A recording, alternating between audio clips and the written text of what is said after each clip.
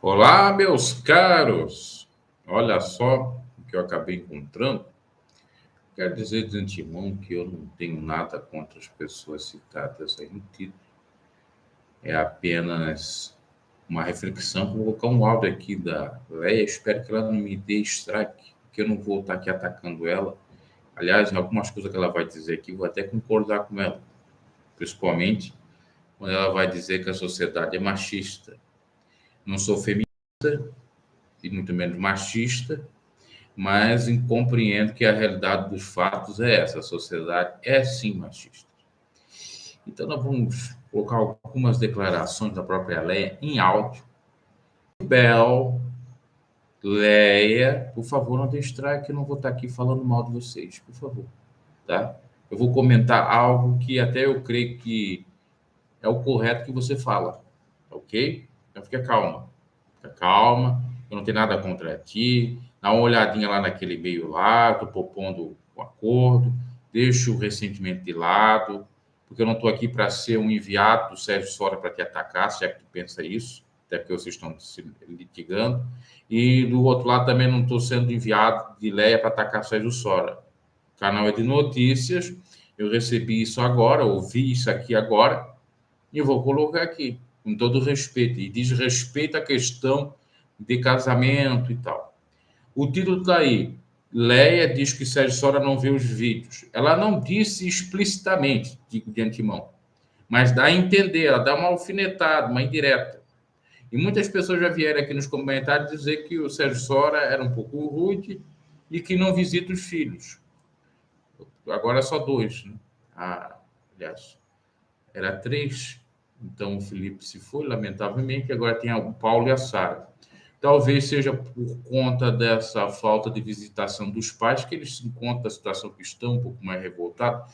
E eu entendo essa situação porque meu pai me abandonou também, tá ok? Eu fui criado com meus avós e senti muito durante a minha infância e adolescência.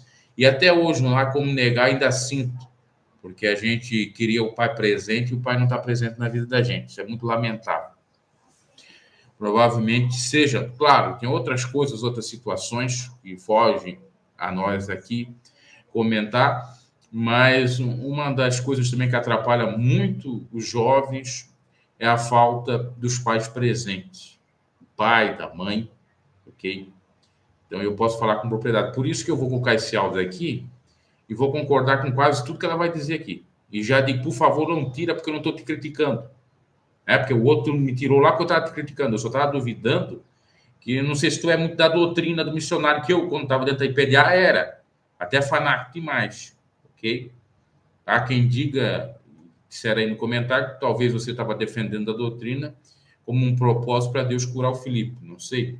Mas se Deus também decidiu levar a criança, que não era criança, né, já era um adulto da minha idade, inclusive, 33 anos, a vontade de Deus, não tem como ser contra a vontade de Deus. Eu só acho que o amor tem que vencer tudo, tá ok? Eu vou te chamar até de irmã Leia, ok? Dando toda a ironia. E com isso aqui eu já peço para você dar uma olhada naquele e-mail lá, tá? Propar, me diz os vídeos que é para tirar. Eu estou cansado dessas coisas, que a gente não... Eu posso ter cometido erros, eu não sou santo mesmo. Nunca disse que sou santo. Eu posso me extrapolar, eu não gosto, isso já é uma personalidade minha, de que alguém me pressione alguma coisa, eu já fico falando mesmo, ok? Agora, se você pegar alguns vídeos antigos aí, até estou te elogiando. E não é que eu agora fui ameaçado de processo, fui processado por você e pela sua mãe, que eu estou fazendo média. É que eu sou assim, eu trago o lado, o pró e o contra, ok? Mas vamos colocar aqui o seu áudio. Não tire, por favor. Por favor, não tire. Eu não vou criticar você. Eu vou dar razão, ok? Eu vou falar numa questão bíblica cristã. E o que você colocou aqui é o correto. Eu não vou dizer que é o errado, não. Porque eu tenho que ver o teu lado bom.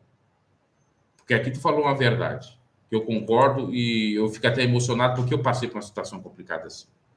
Só Deus é que sabe. Tá, vamos ver aqui. Isso aqui tá lá no Instagram da Leia, fãs da Leia. Mas ela responde sobre casamento, tá ok? Porque, olha a pergunta. Bem interessante. Por que o divórcio pesa sempre mais para a mulher? Isso é uma verdade que, na época que eu estava na faculdade de Direito, às vezes eu estudava em Sociologia. Porque o homem pode ter privilégio alguns e a mulher não pode. Não que a mulher deva fazer a coisa errada que o homem faz, mas a sociedade é assim. E ela vai falar. Vamos escutar ela falando que é melhor, porque senão eu vou adiantar aqui, não vai adiantar. Eu vou colocar aqui, são 2 minutos e pouco. Por que o divórcio pesa sempre mais para a mulher? Heloísa perguntando. Pesa mais em que sentido? Você quer dizer julgamento das pessoas? Se você está se referindo a isso, pesa mais porque a sociedade que a gente vive é machista. Infelizmente. Infelizmente. É uma sociedade machista, onde os homens têm muitos privilégios e as mulheres quase nenhum. Né? É só você tomar como exemplo um homem namorador, solteiro, que namora uma, aí termina o namoro com ela, começa a namorar outra já dali 3 dias, aí não quer ficar com aquela, larga, dali a uma semana já está com outra. Ele não é bem visto na sociedade? Ah, ele é o cara, ele é o tal, bam, bam, bam. Vai uma mulher fazer isso para ver? Vai. Ela deveria poder, né? O mesmo privilégio. Mas ela não pode. Vai ficar mal falada. Sociedade machista.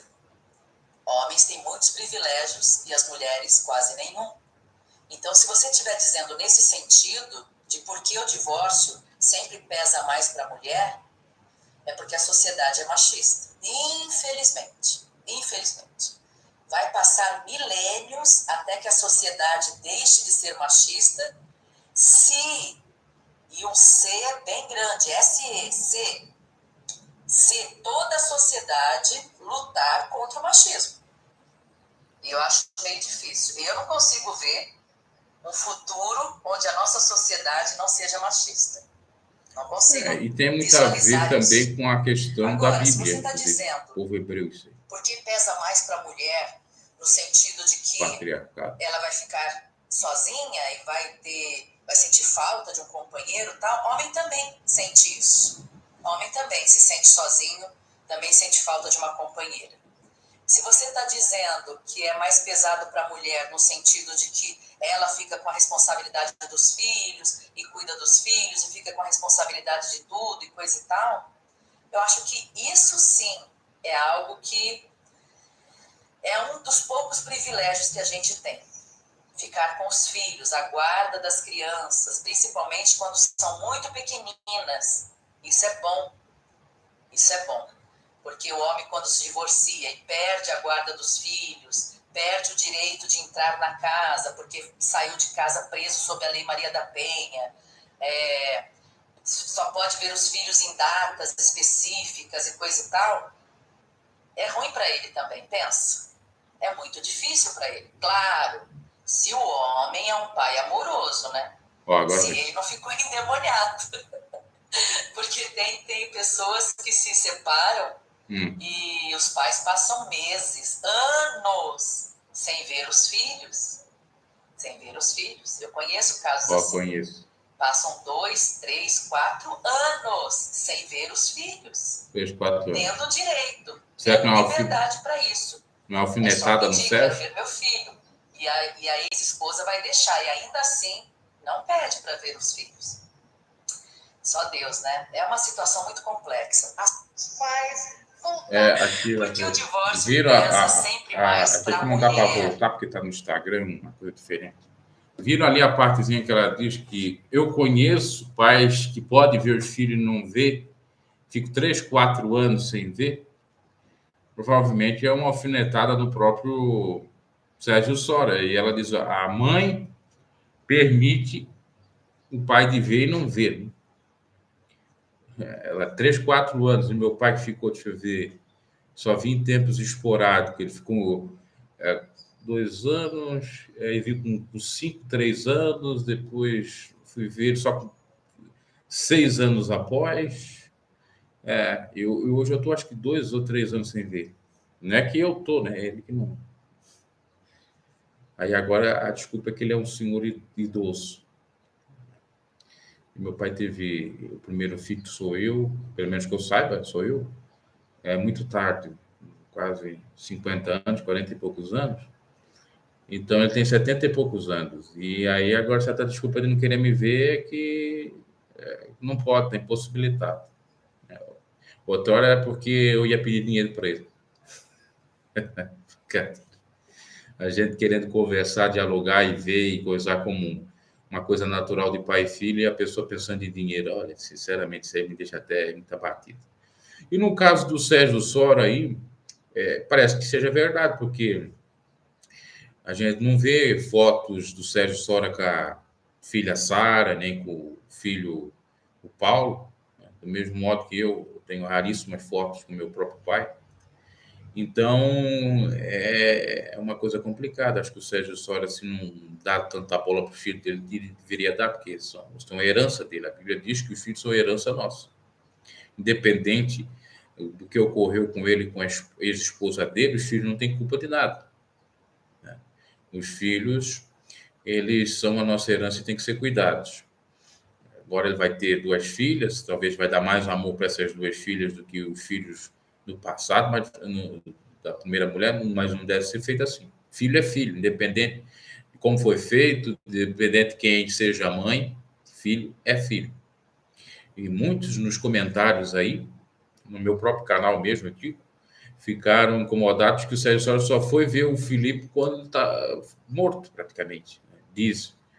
E que não foi antes. No entanto, ele falou lá no canal dele que dava pensão, mas também dava pensão. Meu pai também deu pensão, só que não me visitava.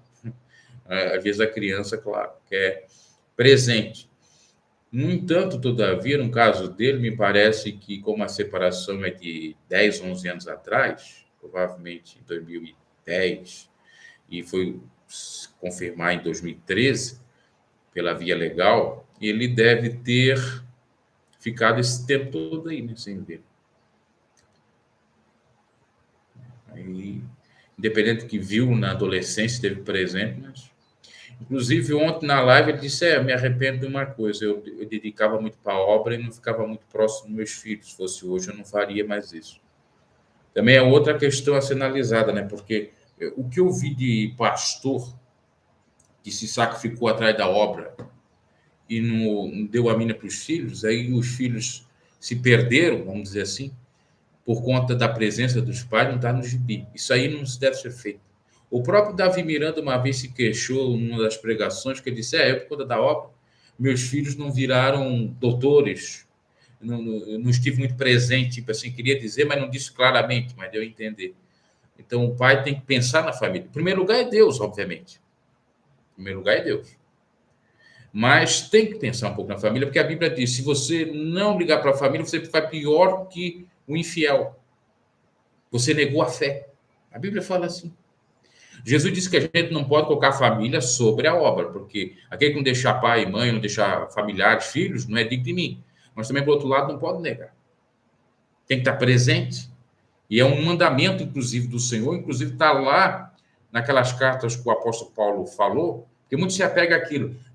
Honrar pai e mãe para ter a benção, a promessa, não sei o quê. Mas também diz assim, pais, não irriteis seus filhos. E os pais podem irritar os seus filhos exatamente quando não estão presentes nos melhores ou principais momentos da vida do adolescente, da criança, e também até na fase adulta.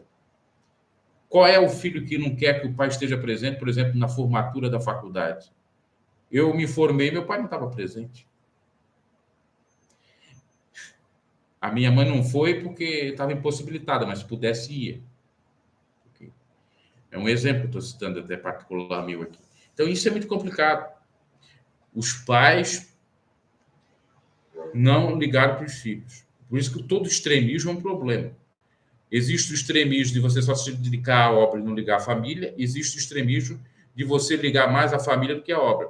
Só para vocês terem uma ideia, a questão do missionário, a minha opinião é essa, que o missionário, depois, no fim da vida dele, ele acha que ele ficou com remorso, com alguma coisa de não ter estado presente na vida dos filhos, daí ele começou a liberar mais os filhos.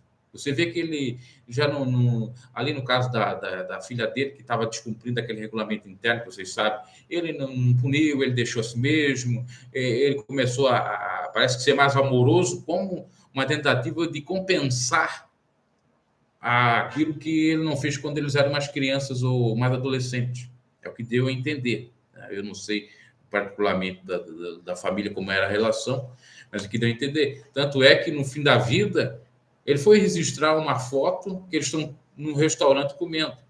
Parece que não tem uma foto deles todos reunidos quando eu era mais jovem no restaurante, né? Não sei se a família tem, não sei, mas que vazou na internet foi aquela no último, acho que 2 anos antes de falecer, ok?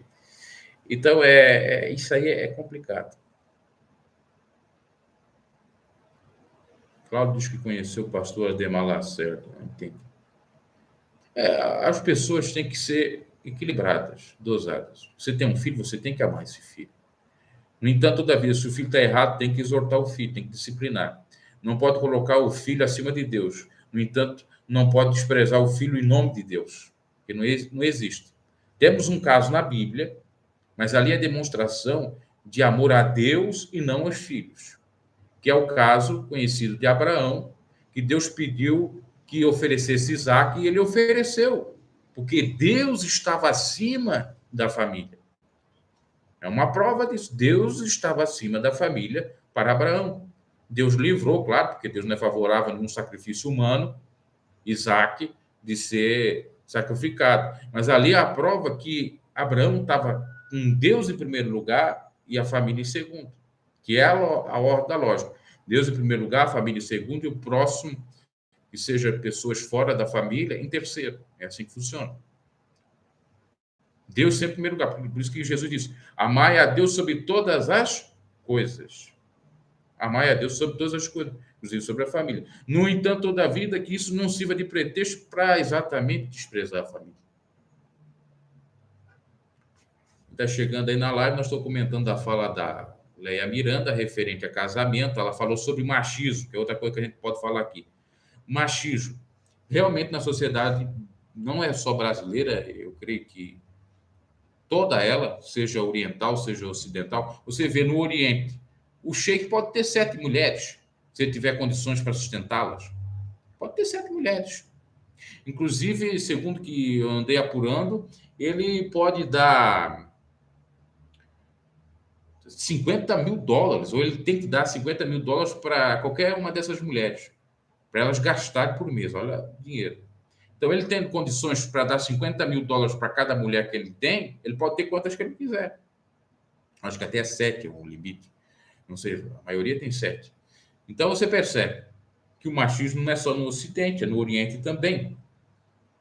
Porque lá a mulher não pode ter 7 homens. Se a mulher tiver 7 homens, é o fim do mundo.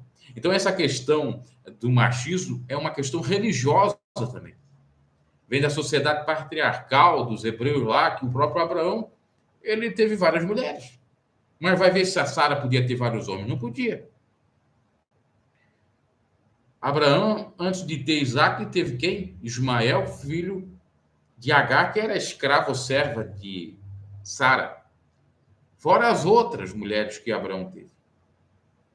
Era o cumprimento da palavra, porque tinha que procriar? Sim. Mas é daí que vem essa questão um pouco machista. O homem que pega bastante mulher é o garanhão. A mulher que anda com bastante homem é PUTA, né?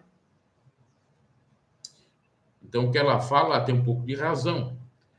Quando ela diz que a mulher teria esse direito, na realidade, poderia, no sentido da sociedade, ter esse direito, mas como cristã, nenhum nem o outro. Nenhum homem está com várias mulheres e a mulher com vários homens. Outra coisa também é ser dita dentro da própria igreja. Um homem que adultera, ele é menos criticado que uma mulher que adultera. Isso eu sei que é.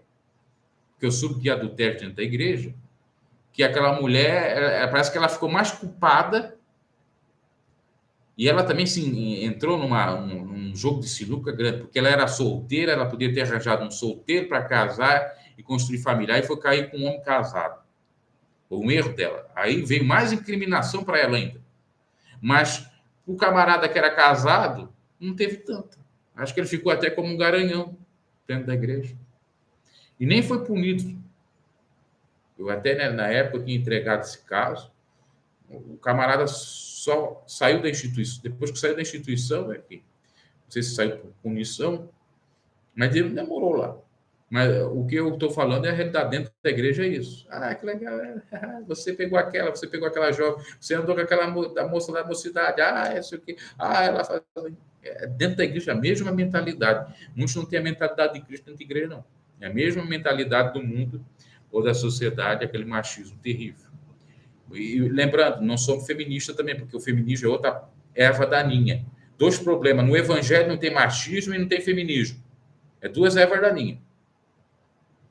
Aquele que defende o feminismo está contra o evangelho, porque a mulher não pode estar acima do homem, bem como o homem não pode estar acima da mulher. O feminismo propõe os direitos das mulheres, até ali nos direitos das mulheres eu concordo, que é o feminismo de primeira onda. Eu já comentei no canal, tem 3 tipos de feminismo. Terceira onda, segunda e terceira onda já é complicado, e tem a ver com essa Judith Butler, que é uma das escritoras aí que defende o feminismo com unhas e dentes, e aí dá a entender que, na realidade, ela defende, com todo respeito, mais o lesbianismo do que as próprias fêmeas ou o feminino em si.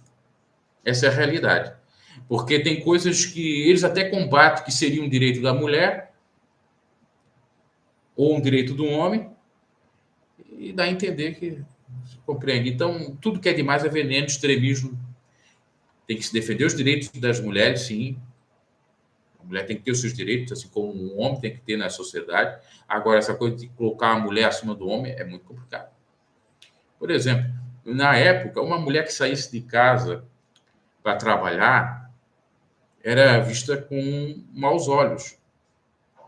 Era uma revolucionária, porque a mulher foi feita para ficar à beira da cozinha ou na beira do fogão para cozinhar e fazer comida para o marido, e o marido tinha que prover. Essa era a sociedade no Brasil, por exemplo, até 1940, 50, 60. E ainda muitos têm essa mentalidade, que a mulher não pode trabalhar fora. A minha avó foi trabalhar fora, ela tinha 40 anos para sustentar a família, 40 e poucos anos. Então, vamos fazer uma conta. A avó nasceu em 1919, se ela tinha 40 anos, foi por volta de 1959, por volta de 1960, por aí. Por muitos, ela até pode ter sido vista como maus olhos, mas ela foi trabalhar para sustentar a família. Foi trabalhar como merendeira lá, zeladora, para sustentar a família com 8 filhos e fazer uma casa no terreno que tinha. Era uma casa de madeira caindo aos pedaços, fazer uma casa. Isso era, na época dela, um ato muito revolucionário. Não é verdade? No entanto, todavia, é um direito que a mulher tem de trabalhar fora. Ela não tem que ficar em casa fazendo comida. Hoje, muitas coisas mudaram. Graças a Deus, até o homem é que faz comida para a mulher, né? O homem que limpa a casa. Eu, por exemplo, fui educado pelos meus avós a limpar a casa. Quantas vezes que eu limpei a casa? Isso parece uma coisa de fêmea. Virou masculino. É feminino. Não. Isso aí é machismo. O homem não tem que fazer nada, tem que tomar banho, jogar a roupa tudo para lá, tem que deixar tudo revirado, não sei o que, não sei o que. É claro que hoje em dia até não faço tanto como eu fazia antes, mas eu deveria fazer. Mas na época, na minha avó, só para vocês terem uma ideia, com 10, 11 anos, a casa da avó era casa de carpê. Eu passava o aspirador em toda a casa, e a casa era grande, tá? 2, 3 quartos. Eu limpava, tirava o pó, passava o lustramóveis. Com 10, 11 anos fazia isso. Porque a avó não podia fazer, a avó já estava idosa. Muitos anos eu fiz isso. De 2 em 2 semanas, eu, cada mês, eu limpava a casa. Eu até gostava, porque era uma coisa que trabalhava, escutava um som, uma música e ficava fazendo. Até um tempo muito bom, se recordar. Eu também fui ensinado que se eu não lavasse a louça, no mínimo eu tinha que lavar o meu copo e a minha louça, que eu sujei. Se eu sujei, a limpar. Mas isso no passado era a mulher que tinha que fazer, o homem não tinha que fazer nada. E às vezes o homem até fazia coisas irritantes, sujava mais para a mulher limpar. Okay? O meu avô, diga-se de passagem, era um pouco machista. Às vezes ele fazia umas coisas lá que eu ficava, meu Deus do céu. Aí ele dizia, eu sujo mesmo porque a casa é minha. Quem ia limpar a avó, eu sabia que estava irritado e tal. Mas se fosse hoje em dia, já não era certo fazer isso, né? Então, essa questão do machismo ainda impera, mas graças a Deus que muitas coisas já foram eliminadas. Outrora era muito mais terrível. Essa herança de o homem ser o machão quando anda com várias mulheres e a mulher nem tanto, ainda continua. No entanto, nós estamos vendo mulheres aí tendo seus direitos, vamos dizer assim, de estar com vários homens. Eu conheço mulher que só vive de balada, da minha idade. Às vezes já teve até filhos, mas só vive de balada. E toda balada que vai é no mínimo um homem que ela fica. Imagina só, toda balada, são 2 baladas por semana. Que vai no final de semana, a balada é na sexta, no sábado, sábado, domingo. Então fica com um camarada a cada um desses dias. Nós temos 54, 55 semanas. Se for são 55 homens que ela ficou durante um ano. Se são 2, são 110 homens que ela ficou durante o ano. Então, hoje em dia, está tendo liberdade, até demais para as mulheres. Outrora, as mulheres não fumavam claramente, hoje elas fumam de tudo, inclusive até aquela ervinha terrível lá. Aquela ervinha. Que na minha época é um tabu. Uma vez o meu primo chegou para mim e disse: Bruno, aquela fulana de tal, aquela eu conheço tudo, e fumo. Eu disse: não, mas ela é filha de uma família tradicional, o pai dela é conhecido na cidade, é um sujeito que tem grana e tal. Não, ele deu uma educação para a professora. Não, depois eu fui ver, era mesmo. Fumava o baseadinho do capeta. Então, elas estão tendo liberdade. Também para beber. Segundo uma pesquisa aí, tem mulheres que bebem mais do que homens. E toda balada que vão, bebe a beça. Dão até vergonha. Não faz muito tempo aqui na cidade, teve uma mulher que embriagou e começou a fazer zigue-zague com o carro, e a polícia abordou ela, quis passar para cima das polícias, quase matando os policiais lá, e começou a brigar, discutir. Então, está tendo excesso. Por isso que eu digo, o problema do extremismo do feminismo. Porque deturpou toda a origem. O que se previa no início, que as primeiras feministas lutaram, não é para ter libertinagem. Uma coisa é ter liberdade, outra coisa é ter libertinagem. Elas não lutaram para que a mulher pudesse ter a liberdade sexual completa, no sentido de estar fazendo todo tipo de vagabundagem, vamos dizer assim. Mas para ter o trabalho delas. Primeiro foi o direito ao voto. Direito ao voto. Elas não tinham direito ao voto, de voltar a escolher quem que fosse o governador, o prefeito, escolher. A segunda reivindicação delas foi a liberdade para trabalhar fora, para não ficar só como dona de casa. A terceira foi com relação a próprias crianças, que elas tinham que cuidar, tudo bem, mas que o marido podia compartilhar, cuidar dessas crianças. Como tem homens aí que, às vezes, a mulher separa dele, ou ele perde ela, e que cuida das crianças, não dá também isso. Pode ser até poucos, mas existe um grande número que outrora não se tinha tanto assim. Claro, existiam exceções à regra, né? A gente está falando aqui de machismo, mas sempre existiam os desequilibrados e aqueles que não eram tão machistas. Ou seja, os desequilibrados que não eram tão machistas, e também os que a gente pode chamar de meio feministas, que aceitavam os direitos das mulheres. Então, em síntese, o direito das mulheres eram esses. Aí, com o passar do tempo, veio aí o feminismo segunda onda, essa Judith Butler é uma dessas ajudadoras com... Aliás, essa é a Judith Butler, é a terceira onda, perdoa. A segunda onda é da Simone de Beauvoir, eu já comentei aqui. Se procure sobre Simone de Beauvoir. Ela fez um livro intitulado O Segundo Sexo.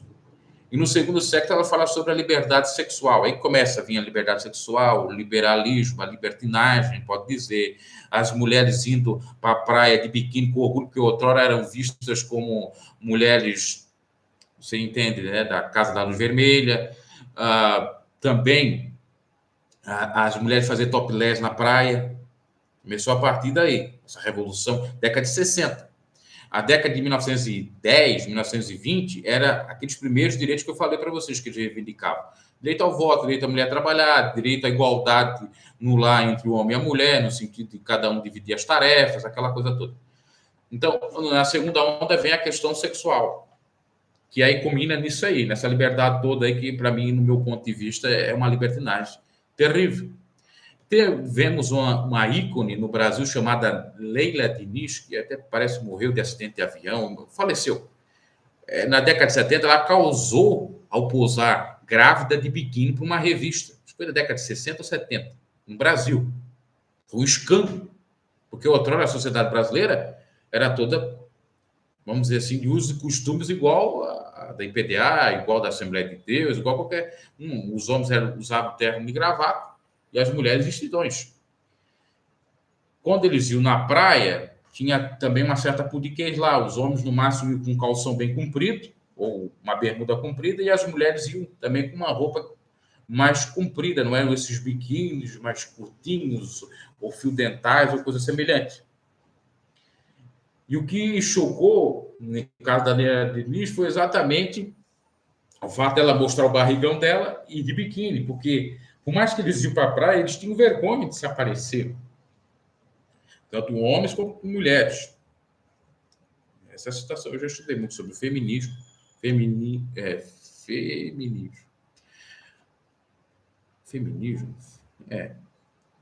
Então, ele não quer que fale feminismo, porque tem um ismo, então, não sei como é que eu vou dizer.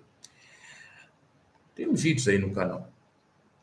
Então, o proceder é assim, a primeira onda, por isso que eu acho que a primeira onda, eu penso que a primeira onda foi de suma importância.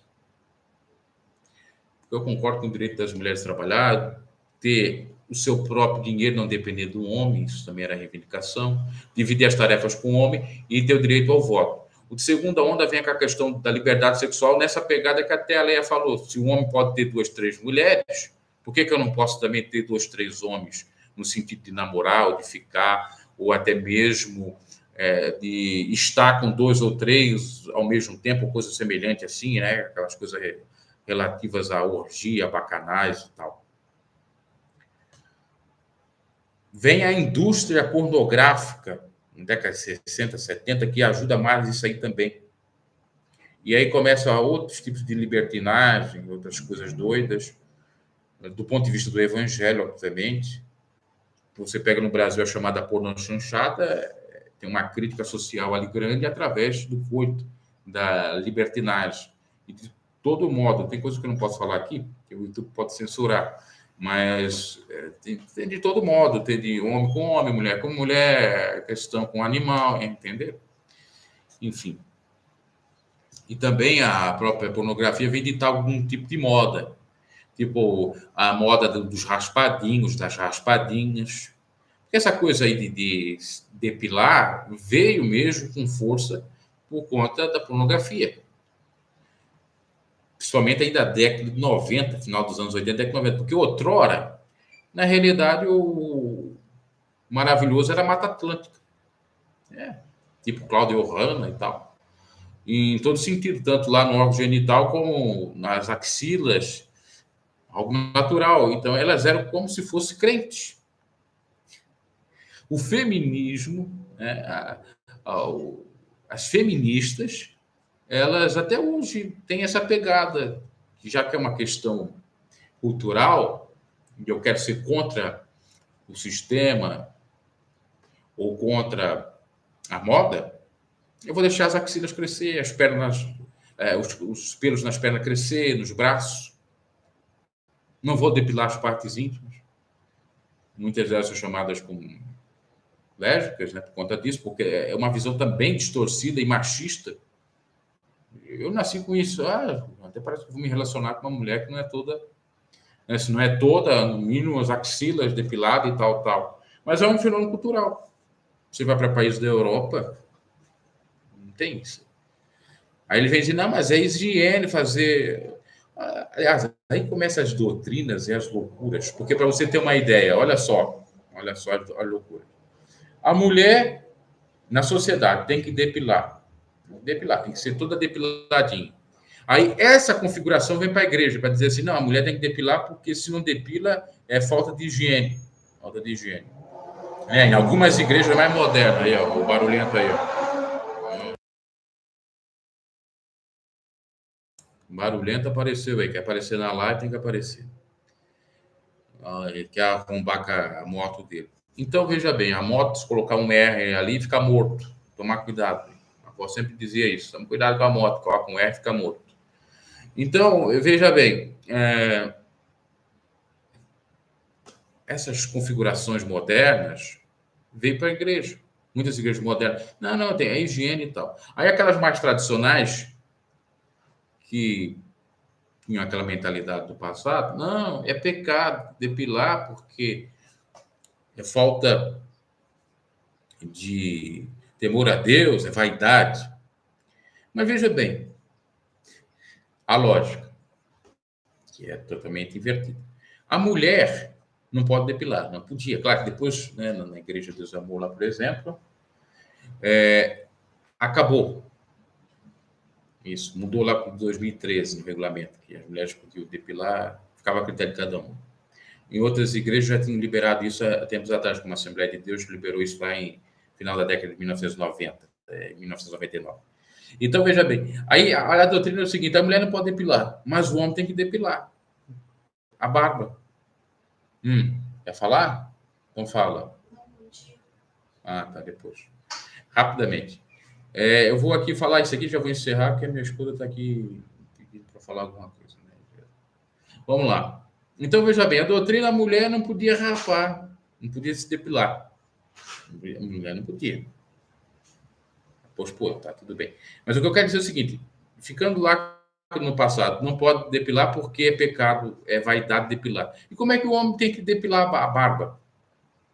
Ah, a barba não é natural? A barba é natural com o homem. Depois dos 20 anos, eu comecei a ter barba grossa depois dos 20 anos. Antes era aquela barbinha rala, fininha. A barba não é natural para o homem? O homem colocou a barba aqui, plantou a barba, fez um implante? Não, é natural. E a Bíblia não condena a barba. Aí, ó, o outro detalhe, tem mulheres que têm muito hormônios e às vezes tem barba. Eu conheci uma irmã que ia para a igreja que ela tinha um bigode aqui. Um bigodão quase desse tamanho no meu aqui, ó. Ela rapava, porque é coisa feia, claro. Né? A minha tia Nazaré dizia, mulher de bigode nem o diabo pode. Eu lembro dela dizendo isso. Que tinha umas mulheres lá que eram meio bravas, assim, geralmente as bravas tinham bigode, tinha muito hormônio, talvez tinha testosterona, que é um hormônio masculino. Então, aquilo ali, mas elas rapavam. Então, as mulheres podiam rapar, aliás, a mulher podia deixar aquilo ali também, se fosse para nada, ou rapavam. Aí você vê, a mulher está com bigode, ela vai rapar. Mas a axila não pode rapar. Eu não sei. Que é isso? Aquilo que é visível tem que ser rapado. E aquilo que não é visível não tem que ser rapado. Eu conhecia muitas irmãs que tinham vergonha de mostrar suas pernas, por isso que usavam aqueles saiões grandões. Aquelas saias até lá no pé. Parecia que era por conta da doutrina, para não mostrar as pernas para ninguém. Não, mas aquelas não queriam mostrar as pernas cabeludas. A minha prima, eu acho que era isso também, que ela usava saia comprida, ou é porque ela tinha um defeito na própria perna. Então, você vê, olha só como essas pessoas sofreram com essas doutrinas bem esquisitas, e que veio de igreja católica, porque a igreja católica ensinou muita lorota também. A minha avó foi católica, ela contava que o padre chamava as católicas de carnuda, de mundana, dava o beliscão se elas não usassem aquelas roupas, aqueles trajes antigos corretos, como são aí conhecidos dessas igrejas evangélicas. Ok. Então, era isso aí. A própria questão da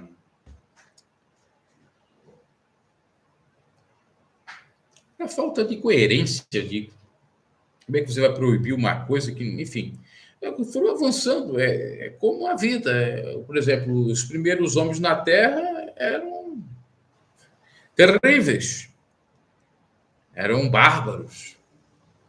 E foi tendo o processo. O homem foi cada vez mais se humanizando, tendo amor ao próximo.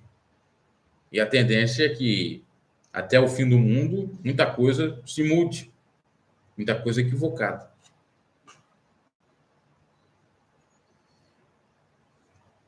Ok, meus caros?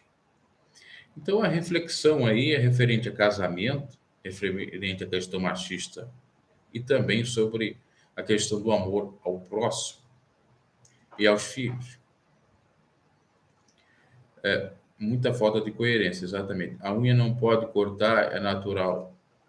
Também não a pergunta é: a unha não pode cortar, é natural? Também, para essa lógica.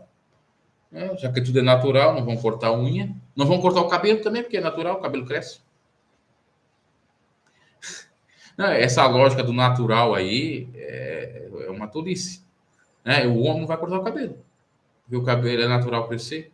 Mas lá Paulo diz que não é honroso que o homem tenha cabelo crescido, e sim a mulher. Tá, mas se for nessa lógica aí do natural, vamos deixar tudo natural. Não vamos cortar as unhas dos pés e também das mãos. Não vamos cortar, que muitos cortam, os pelos que começam a nascer depois de uma certa idade nos ouvidos.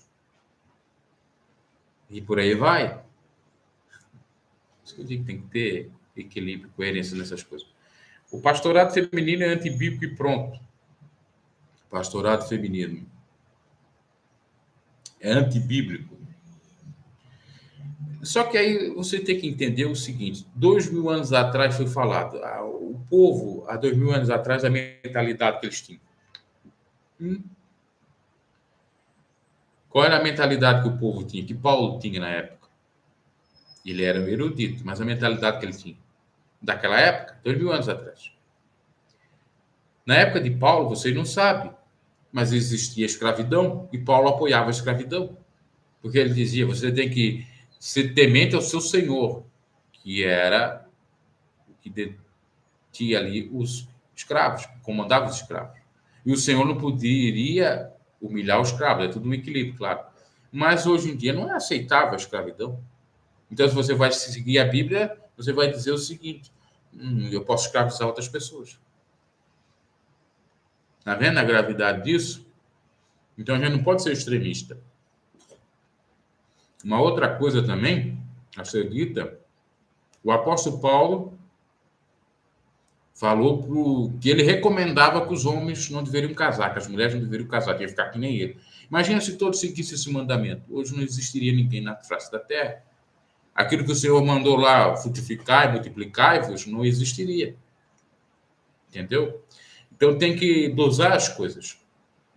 O que significa a palavra pastor? Um líder. Não tem como uma mulher ser uma líder? E essa questão do pastorado feminino tem a ver sim, com um movimento feminista, é óbvio. Mas uma mulher não pode ser líder se ela pode ser uma empresária, que o movimento feminista concedeu isso para ela, se ela pode votar, se ela pode ser deputada, pode ser até presidenta, como foi a Dilma, presidente do Brasil. Por que ela não pode ser uma líder? Dilma foi presidente. Dilma era uma líder grande. O significado do pastor é líder. Você que votou na Dilma, você pecou, então. Ou você concorda indiretamente com o pastorado feminino. Porque o que quer dizer pastor? É líder. A mulher não pode ser líder, em alguns pontos pode ser sim. Tem coisas que só o homem pode fazer, é verdade. Mas tem coisas que a mulher pode fazer. Ela pode ser líder do círculo de oração, ela pode ser líder de irmãs. Ali é um pastorado dela ali.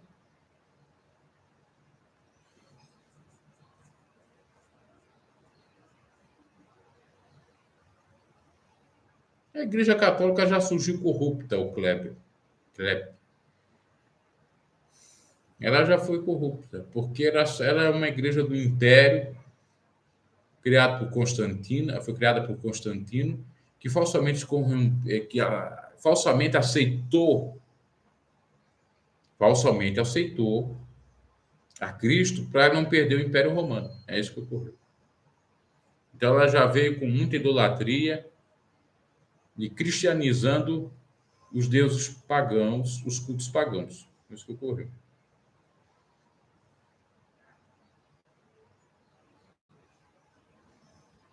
Como que o apóstolo Paulo não disse assim? O que o apóstolo Paulo não disse? O apóstolo Paulo disse que não mandava a Deus, mas sim ele recomendava que era para ninguém casar, como que não disse.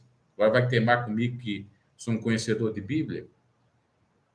De respeito, se você não crê que a mulher possa ser pastora, mas isso não tem nada a ver. Isso aí não tem nada a ver.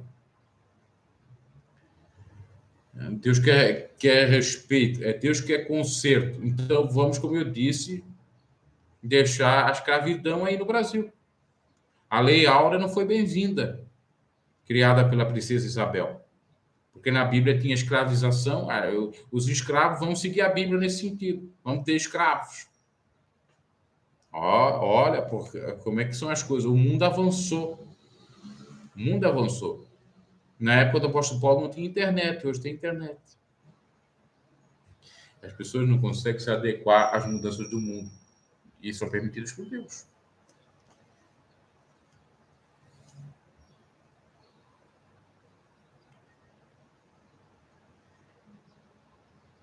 Não, a Igreja Católica não surgiu da ramificação do verdadeiro cristianismo. Lê de engano, cara. Sinto muito, lê de engano. A Igreja Católica ela surge de 300 e poucos depois de Cristo por Constantino. Quem que era Constantino? Imperador romano, que viu o Império Romano sendo destruído, porque os cristãos estavam dominando toda a terra. Então vamos falsamente nos converter a esse cristianismo, e todo aquele que se batizar e virar um cristão vai ter benefícios. Aí que ocorreu a fusão de Estado e Igreja, ok?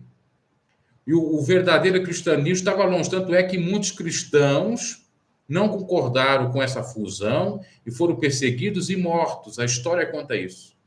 Muitos cristãos não foram prestar culto ao imperador romano ou à igreja de Roma ou à igreja institucionalizada, porque é aí que vem a instituição CNPJ de Roma. E foram perseguidos e mortos. Ok? Então, tem muito erro aí. Aí vão dizer, mas veio da ramificação do cristianismo. Não, do verdadeiro cristianismo, da igreja primitiva, não. Teve algumas coisas, tem algumas coisas, obviamente que tem. Não vou dizer que não. No entanto, tem muito mais judaísmo do que propriamente cristianismo.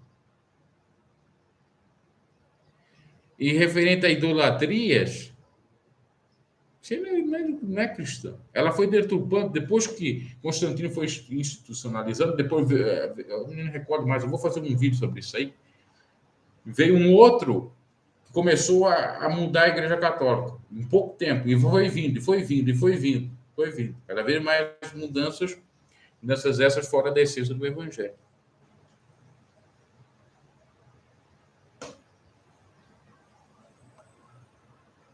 Jesus não chamou 12 apóstolos, tem 12 masculinos. Apóstolos, discípulos, tem um monte. Febe, o que a Febe era? Operadora ou diaconisa? Entender que ela era diaconisa. Mas se for mais atrás, Débora era quem? Juíza. Se for mais atrás ainda, quem que era Ruth, Esther, e por aí em diante.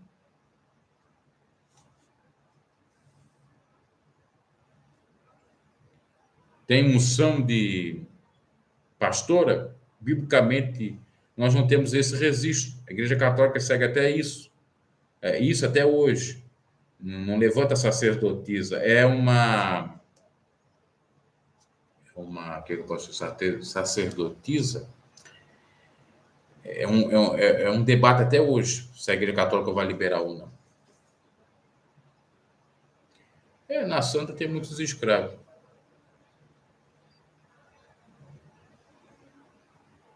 Eu explicar o dom de revelação. Primeiramente, que o dom da revelação nem sempre todos têm. Segundo, que o dom verdadeiro da revelação,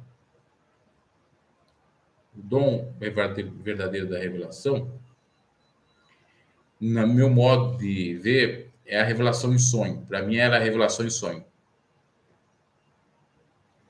Ok? Revelação em sonho sempre foi batata. Todo sonho que eu tive, revelatório se cumpriu. Agora, Essa coisa de dizer que ouve vozes, que vem alguma coisa na sua mente, que acende uma luzinha na cabeça de quem foi revelado. Isso é tudo mentira. Ok?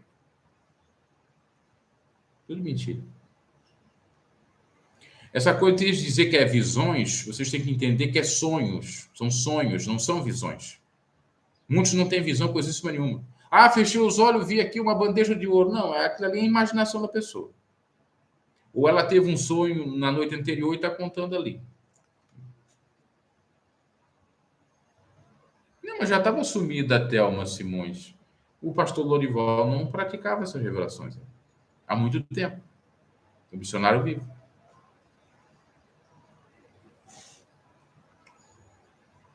Okay. É só vou parar para pensar um pouco. Né? Mulher não é chamada para ser pastora. Bom, cada um pensa do jeito que quiser. A denominação A não aceita, a outra aceita. Tá, ok, é a sua opinião. A minha opinião é outra. Eu tinha essa opinião. Hoje em dia eu já não vejo nenhum problema no sentido do próprio conceito do que vem a ser pastor. Porque se eu fosse pensar como há 2000 anos atrás, eu ia andar igual eles lá de 2000 anos atrás, que ninguém segue, diga-se passagem, ninguém. Porque o uso e costume correto é aquele que está lá. No povo hebreu lá, o povo do Oriente Médio, as mulheres todas tampadas, os homens todos tampados de túnica, ninguém no Brasil anda de túnica, nos seus pátrios, ok? Então, como vocês não seguem literalmente aquilo tudo lá, enfim. É claro que respeito. Eu concordava até a hora que eu pensei assim, mas pastor quer dizer líder. Se quer dizer líder, por que uma mulher não pode ser líder?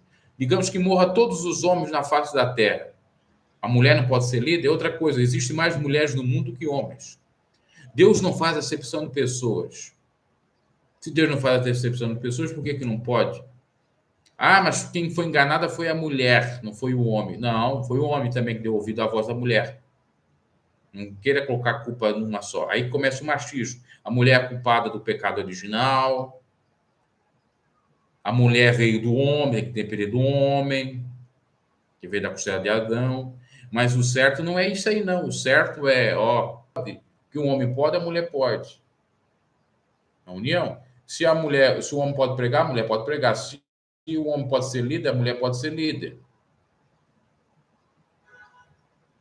A conexão está instável aqui. Não sei se está aparecendo para vocês, está me dizendo aqui. Agora voltou. É isso que eu penso.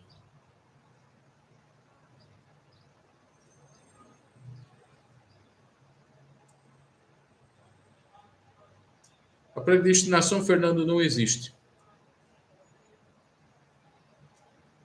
Essa teoria aí do mundo calvinista é uma teoria. O camarada até é predestinado a ir para o inferno, predestinado para o céu. Isso não existe. A salvação é condicional, de acordo com a nossa condição. Se nós aceitarmos Jesus e continuar na verdade, você é salvo. Senão, não seremos. Isso é claro na Bíblia.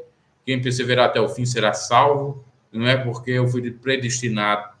Ah, mas Deus sabe quem vai ser salvo, quem não vai. Claro que Deus sabe. Mas a salvação para nós aqui depende do nosso próprio praticar.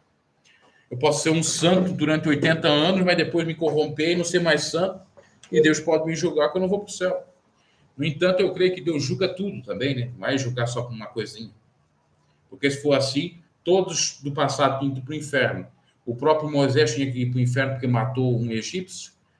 O próprio Davi tinha que ir para o inferno porque matou seu melhor amigo e cometeu um adultério. O Pedro teria que ir para o inferno porque cortou a orelha do soldado mau.